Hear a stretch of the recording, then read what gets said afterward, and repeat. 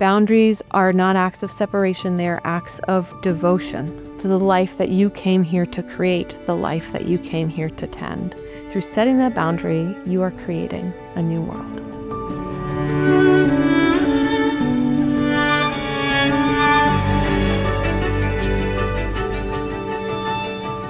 Hello and welcome back to Remember Why You're Here, a podcast for seekers and sensitives where you can relax, receive, reconnect to yourself, and remember the most important thing of all, why you're here.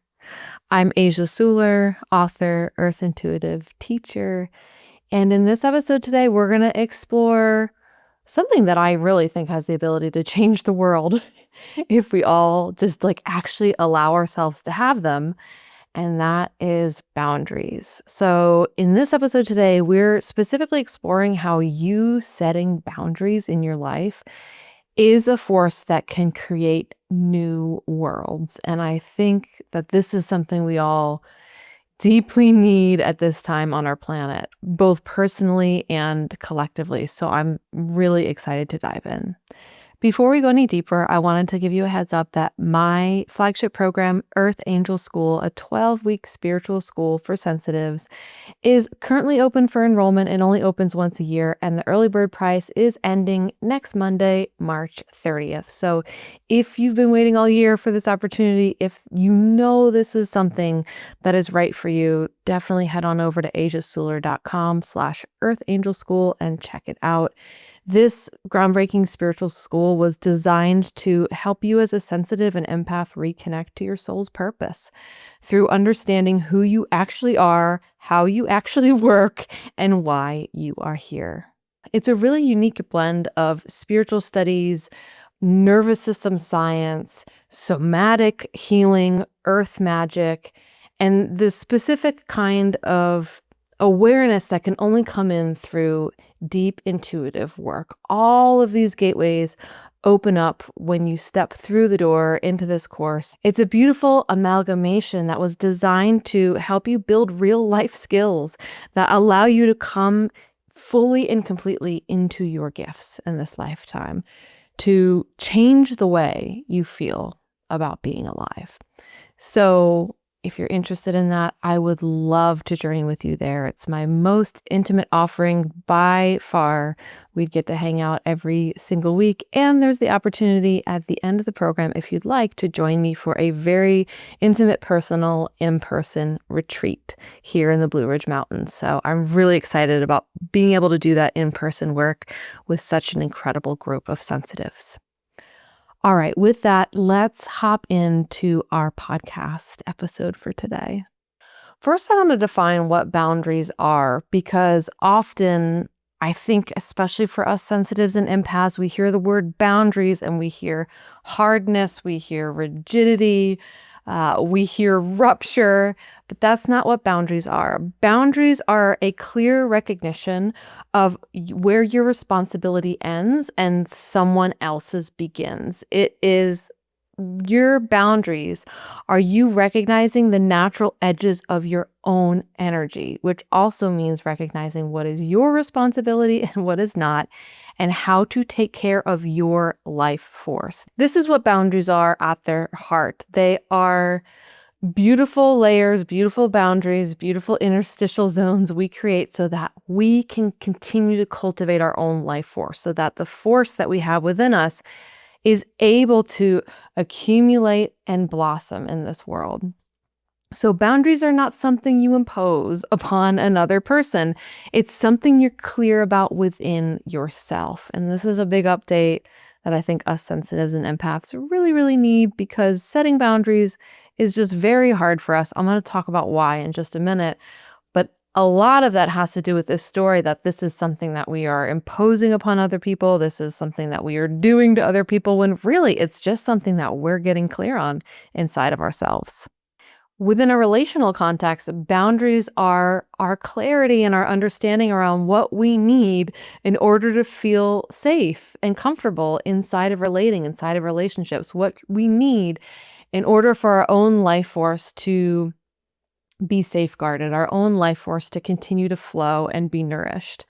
So I like to say this and repeat this like ad infinitum for my fellow sensitives, but boundaries are not about keeping people out. It's about keeping you in.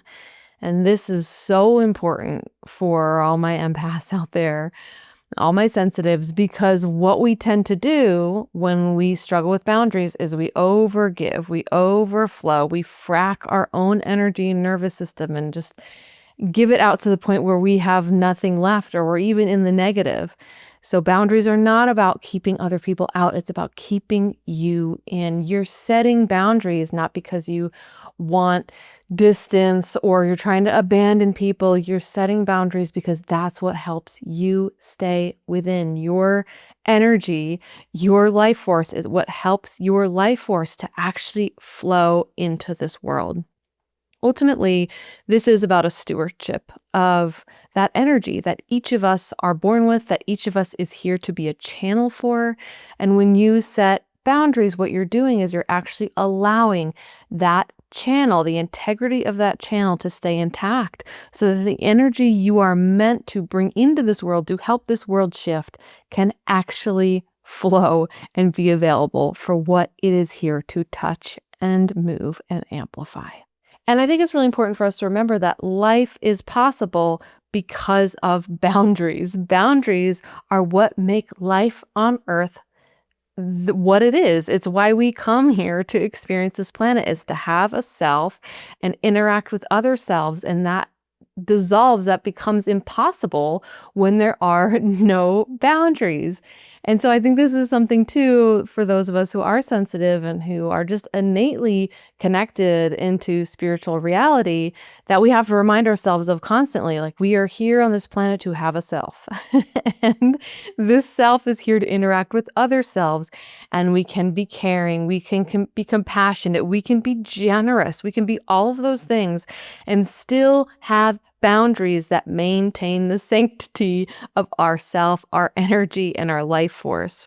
So you see boundaries everywhere you look in the natural world. Cell membranes have boundaries. These boundaries can neither be too rigid nor too flexible. They have to be, this beautiful in between in order for that cell to continue to function and be who it is.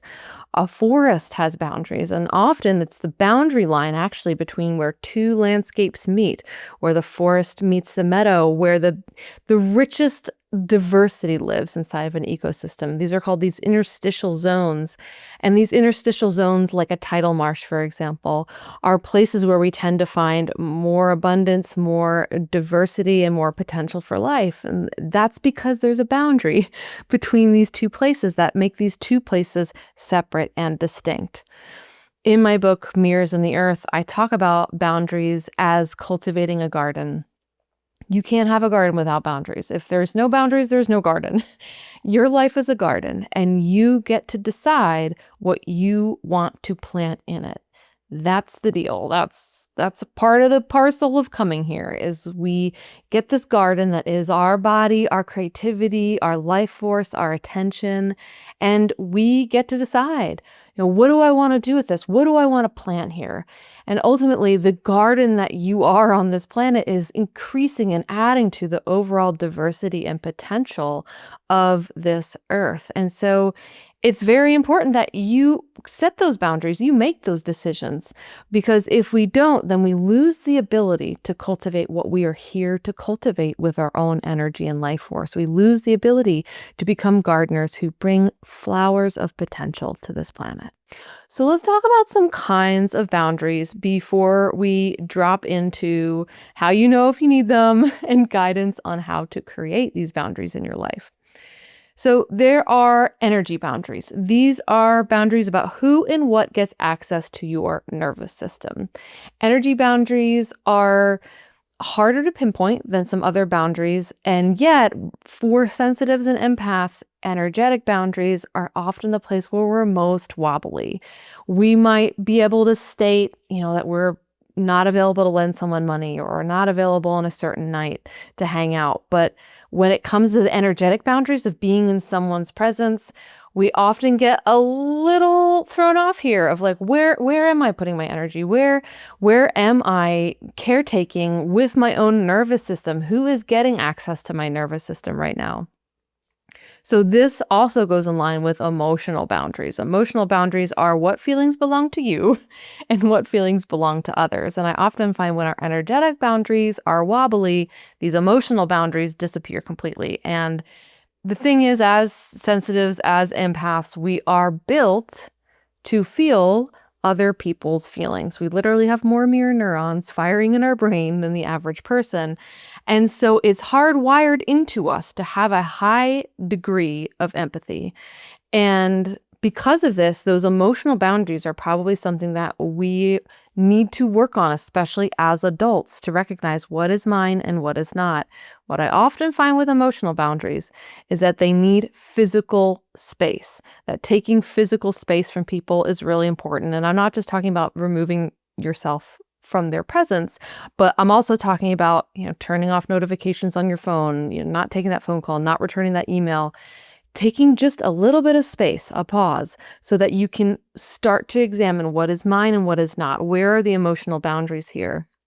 Because there's also often a interface where if you are taking on other people's feelings, it's probably because they're in some state of dysregulation. And some part of you believes that it is your job to take that on and fix it, to create regulation by self-abandoning, by overgiving, by overriding your own capacity in order to regulate them in whatever way you possibly can, and therefore create more regulation in the environment. It's a noble endeavor, bless us for doing this. And that's not our job. And ultimately, taking some space can help you see that. This will also help you see your attention boundaries. So what is in your mind? What are you giving your attention to? And this is huge right now.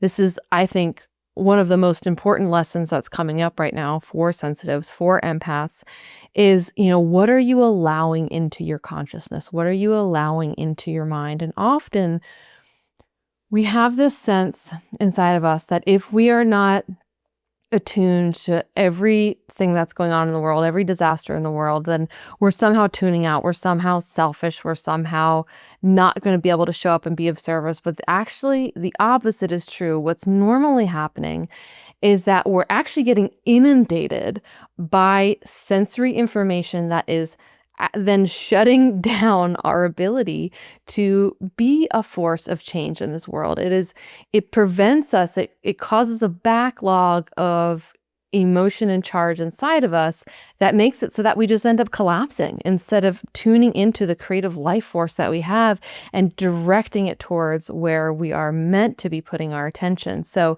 this is not a clarion call to never read the news again, but it is a clarion call to get clear about your own attention boundaries, where your attention wants to go, what you're allowing into your mind, and the boundaries that you need to set around that. And then, of course, we have time boundaries. Time boundaries are literally, what gets your hours, what gets your life force, what are you spending your time on? I notice that two things tend to happen with time boundaries. When we are, quote unquote, procrastinating, normally that's because we're in a state of overwhelm. We're needing regulation. And because we feel like we don't have full permission to just go lay down or take a walk or do the things we really need to do to regulate, we end up, quote unquote, procrastinating with something that's actually not that fulfilling, like scrolling on our phone. The other side of time boundaries is that we end up over giving our time to things that are not nourishing us, but that feel like they are essential. So, maybe that's talking to your friend for the 10th time about the same exact thing that's going on in their life, and you don't see them making any changes or really even trying to make a shift in their life. Or, maybe this is getting blurred a little bit for you with attention boundaries. Maybe you are watching that show on Netflix that all your friends are watching, and they are like, you have to see this with us, but you're noticing it's actually not giving you anything in your life. Time boundaries are essential for sensitives and empaths. We can really be like time wizards when we are in flow state. We can create so much, but often we're having trouble setting those time boundaries because either we are actually needing regulation in that moment, or we are afraid of disappointing people. We are afraid of what's going to happen if we don't show up. And that's good to name. And we're going to talk more about how to set these boundaries in a moment. And then, of course, there's physical boundaries, there's material boundaries, there's intellectual boundaries. Physical boundaries are, limits of what you will or will not do with your body. There's material boundaries, limits and boundaries around, the way in which you share, quote unquote, your possessions, your money, the things that, are the physical objects that are in your field. And then intellectual boundaries, boundaries around your work, how you share your work, what's appropriate in terms of other people sharing your work, your ability to express your opinions. What I find is that the physical, material, intellectual boundaries, when these are wobbly, it's usually because sensitives are having issues with the emotional and the energetic boundaries. So I think that these are really some of the more primary ones. And then these other ones sort of follow suit in that wobble. So let's talk about why sensitives have such a hard time with boundaries. And I'm looping myself in this. Learning boundaries has been a lifelong process for me. It will continue my whole life. And there's a specific reason for this. So as sensitives and as empaths, normally our overgiving, the patterns that we have of overgiving, that was some sort of currency in our life, especially in our earlier life. At some point we were praised for our over accommodating skills. That was how we experienced belonging, how we experienced safety, how we experienced attachment, that something was required of us, that we had to over accommodate, put ourselves second or put ourselves last, and prioritize other people's needs, wants, and desires first. And so for many of us, this is part of how our nervous system developed, that this is the most valuable thing we can give, really, is to give away ourselves and to over accommodate in this manner. And so what I notice with other sensitives is that setting boundaries can literally feel like setting yourself on fire. And I really just want to be so gentle with you and with all of us that of course it does. Because every time we set a boundary, there's most likely a much younger part of us that is going, this might destroy everything.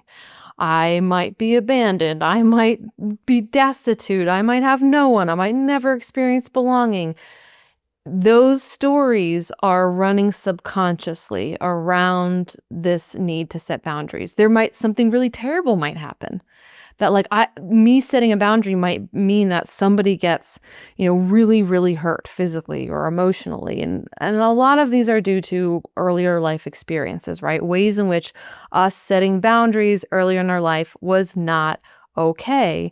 But seeing the pattern and understanding the pattern can help us become present with what's true right now. There's also this reality where we don't want to feel somebody else's pain, hurt, and disappointment. That's really uncomfy. And the reality about being an empath in particular is that you will feel it. You will feel it. And it's going to be challenging. It will be really hard to feel someone's system collapse or someone's system go into panic or freak out mode. And that is part of the process. And it's important to remember that we are not protecting them by not setting boundaries. It's actually the opposite. We are not giving them an opportunity to truly be in relationship with us, because real relationship is about two people relating. And if you are giving everything, if you are self-abandoning, if you are over-accommodating, you're not showing up real and authentic inside of this relationship. And so it is an act of kindness to give people the potential and the possibility to be in relationship with you. And that's an important reframe. Of course, another aspect of the difficulty in setting boundaries is that as empaths and as sensitives, we are naturally emotional beings. Highly sensitive people have really deep emotional systems. Those emotional messengers are very loud and very present in our systems. And so we don't want to feel the feelings that happen after we set the boundary. Feelings of guilt, worry about being perceived as selfish, the fear of abandonment, all of those things will probably come up when we set a boundary, especially when it's new to us. And because we've learned in the past that, care equals self-abandonment, we will have this innate fear, right? That if we don't self-abandon, if we are clear about our boundaries or, what we need, and it's at conflict and at odds with what somebody else thinks they need, then we will automatically default to probably one of the deepest programs that we have, which is the worry or the fear that we're not good. The worry and the fear that we are selfish and we're not good people. That our goodness is dependent on our ability to overgive and over-accommodate. And that is just really, really challenging to sit with. So it makes sense that we don't want to do this. We were taught from a young age that our job was to manage other people's emotions. It's just the world that we live in. And for many of us, it's also the family systems, the relationships that we experienced early on. But the update is that it is actually not your job to manage other people's feelings. And people who really want to be in true relationship with you don't want to be managed. And this process of setting more boundaries will change and shift who is in your life, who you're interacting with, the kind of time you're spending with people, and it will set you free. People talk a lot in nervous system science, in the world of nervous system awareness, around the different responses to activation, to feeling unsafe. So we have fight, we have flight, we have freeze, we have fighting someone, that sort of boundary holding, we have the running away, we have the freeze state. But for sensitives and empaths, the thing we most often will default to is the fawn response. So the fawn response is everything I just talked about. It's when we sense threat, we sense danger, we go into over-accommodating, we go into, meeting someone's needs, we go into, basically becoming lovable so that someone won't dispose of us, that we won't be in even deeper danger. And it's a really, really smart survival response, like really brilliant. And I just want to bow down to the parts of you that developed this response because it works, dude. And at the same time, as adults, the slow roll updates that we get to make are that we don't have to abandon ourselves in order to be truly loved and accepted, and that we get to set boundaries to keep us in, and the people who are meant to continue on with us in our life journey, they will be the ones who applaud you when you set those boundaries. So I'm curious, what is one boundary you need to set in your life? Maybe something has come up for you as I'm talking, as I talked about the different kinds of boundaries or why boundaries are particularly hard for sensitives and empaths. I guarantee you there's probably something bumping around at the edges of your consciousness right now. And I'm curious, what is that? What is one thing that you think of and you notice that your energy immediately shifts? This is often a good sign that there's a boundary that needs to be set here. Some other good signs of boundaries needing to be set are feeling overwhelmed. Overwhelm is, I'm gonna be didactic here. I think it is a sign for a need for more boundaries 100% of the time. And that, again, could be boundaries with people, could be boundaries with your time, could be boundaries with your attention. Oh, sensitives, we have such an incredible ability to pour our attention like water upon the earth and create so much. But we need to know where our attention is going. We need to know and be aware of the ways in which we are giving that attention away and the ways in which that attention could actually be poured into what we're meant to create here. Now, bringing your attention back to this place that you might need to set boundaries within your life. I'm curious, do you notice a sense of tightening in your throat or maybe in your belly or your jaw? Do you feel that belly drop sensation? That sensation where you're oh gosh. Or sudden fatigue. I often notice my energy will just kind of tank. These are all good signs that there is a boundary needed here. Some other signs here in general in your life to be able to track when you need a boundary, because this is also something that I think is really important.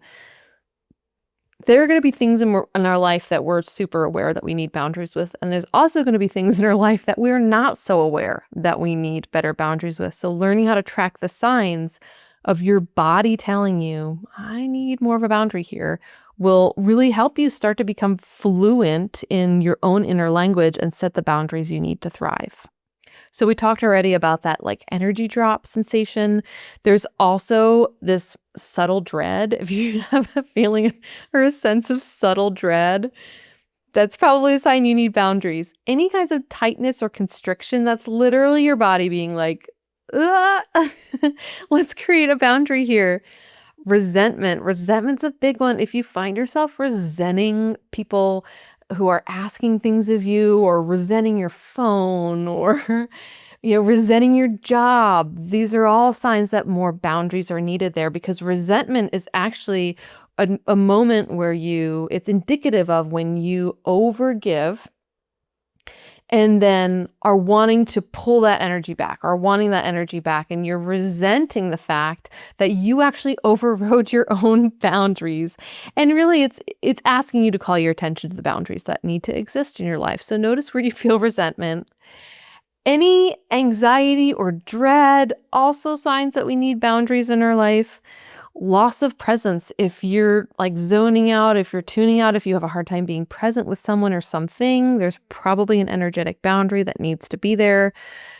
The urge to please. So the moment we step into that people-pleasing mode of let me make it better for you, dead giveaway that we need boundaries in that moment.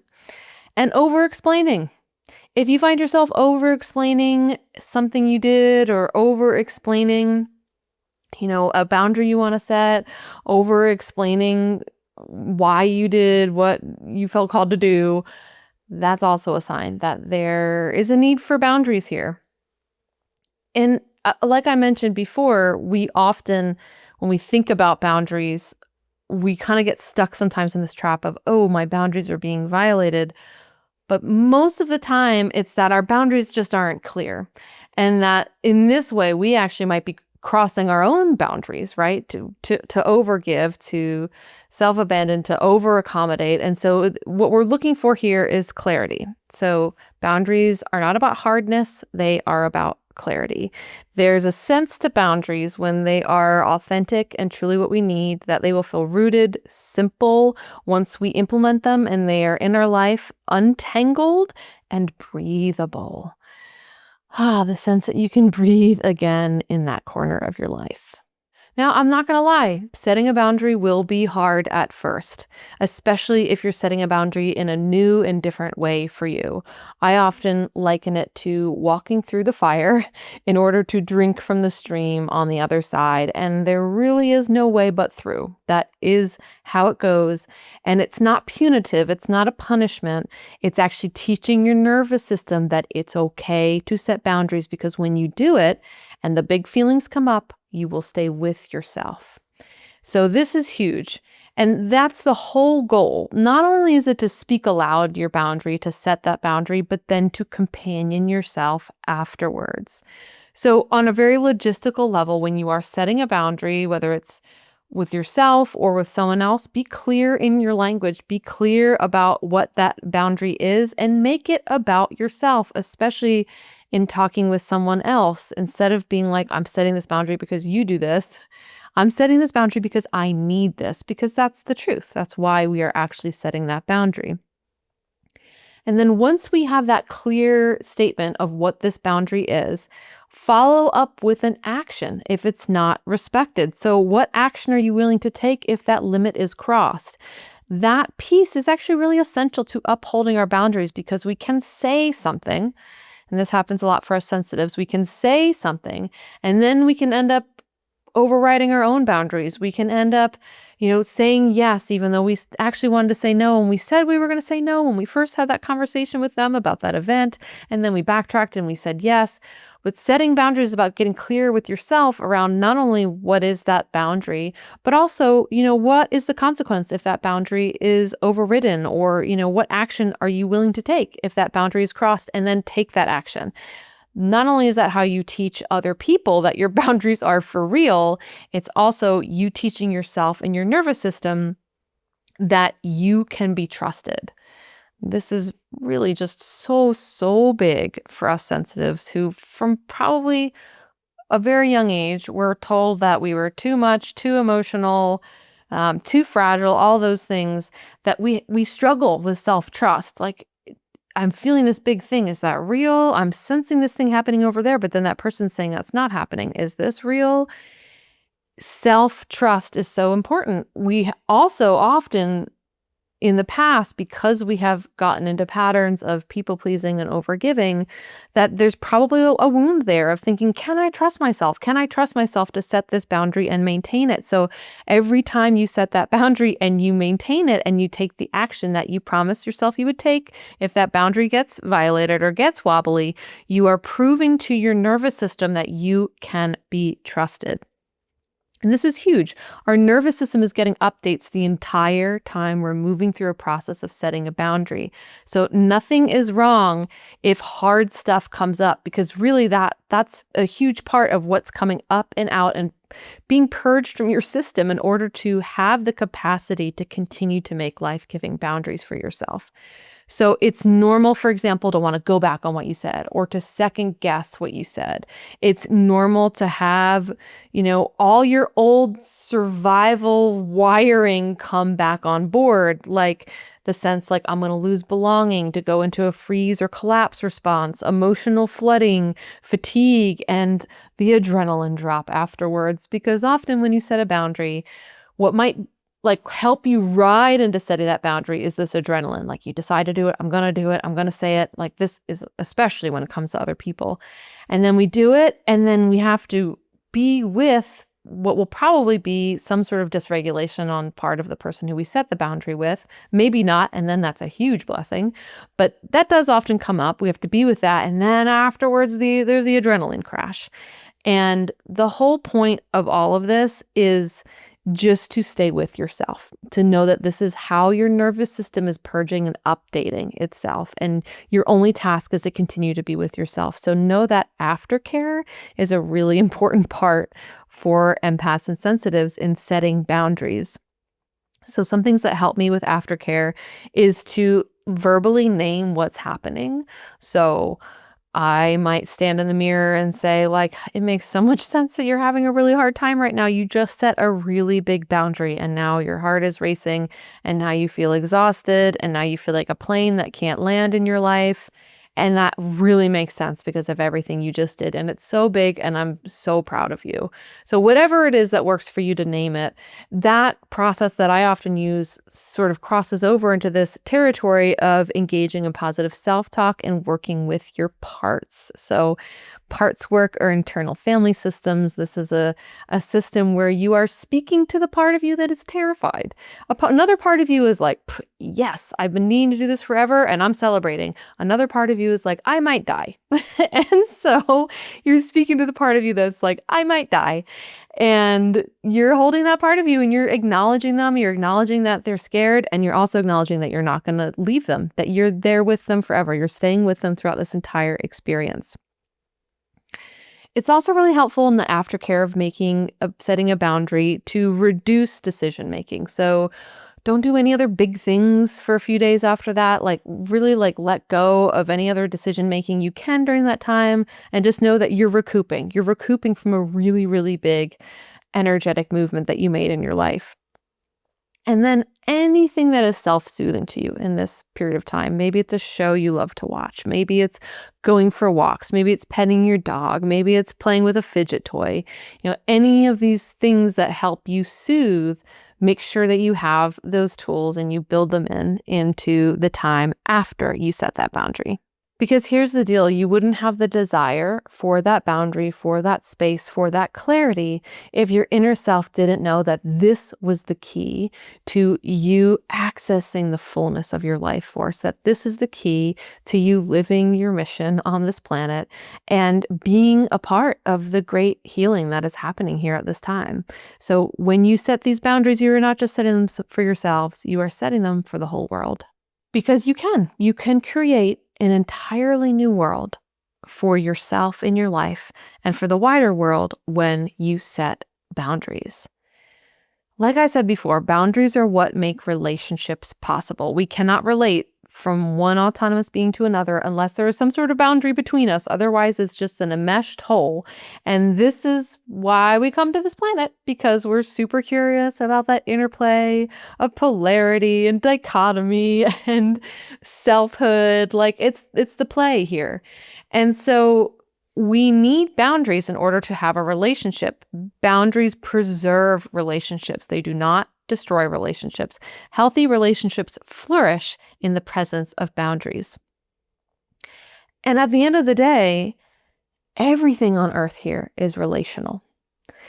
Healing is relational. Possibility is relational. The co-creation is relational. Revolution is relational. And so if we want to feed those things on this planet, if we want to see this planet come into a revolution of co-creation and community and collaboration again, we need to be willing to do that work, to set those boundaries for ourselves. This is where it starts. The world as we know it is a giant example of what happens without proper boundaries. We see things like abuse, war, exploitation, pollution, trauma.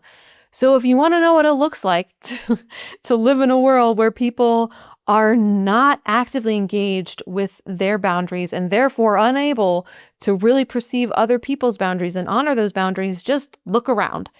So we are fractals of this world. And when you set boundaries, you allow your life-changing energy to flow where it needs to flow. You change the story on this planet. You allow for the possibility of deeper relationships on this planet, deeper relationality, deeper co-creation. And yes, you create a new world. I just want you to take a moment here to imagine how different the world would be if we all had healthy boundaries. Like, really imagine that. Imagine the way you would feel in your life if you had the boundaries that you needed to be able to access your higher guidance, to feel your life force flowing through you, to have access to your creativity, your life force, your centeredness, to be a conduit for unconditional love as you let that unconditional love flow through you first. Really feel that inside of yourself. And then imagine if everyone felt that way. Everything changes, right? Everything changes, and everything changes starting with you. Every time you as a sensitive or an empath set a boundary that you need in your life, you are choosing the world you want to live inside. Boundaries are not acts of separation. They are acts of devotion to life itself. They are acts of devotion to the life that you came here to create, the life that you came here to tend. And make no mistake, you and your life force are deeply needed in this world. You are here to bring something essential to this planet. And that essential thing, it flows naturally from you when you are willing to safeguard and become a caretaker for your own energy, to create the sanctuary that your energy needs in order to thrive and flourish. This is how movements happen that change the world. This is how passion and love shapeshift the environment around us and how we move towards greater wholeness as a collective. So whatever it is that you're ready to set a boundary with in your life, know this, remember this, and remember that through setting that boundary, you are creating a new world. So if you want a space where you can understand your boundaries in a whole new light, get so clear on what those boundaries are, reorganize your life so that you have the tools and perspectives to create relationships that feel life-giving to you.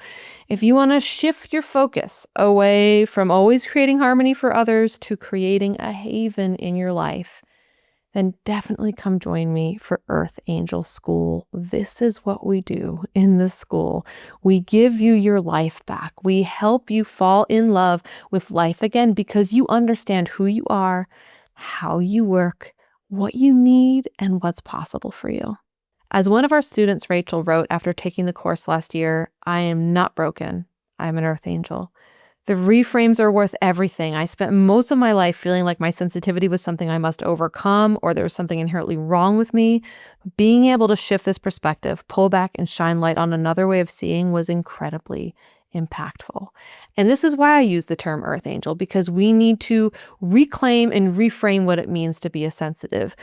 If we think about this archetype of angels, angels are full of their own power and life force. They know that they have this potential to bring healing and positivity to the world, and they don't do it through abandoning themselves or over accommodating. Angels do it because they understand their power. They emanate that power. And on the very first day of class, I'm going to take you even deeper behind why I'm using this term earth angel, the secret that will kick off this entire mystery school together and really help you see yourself in a completely new light.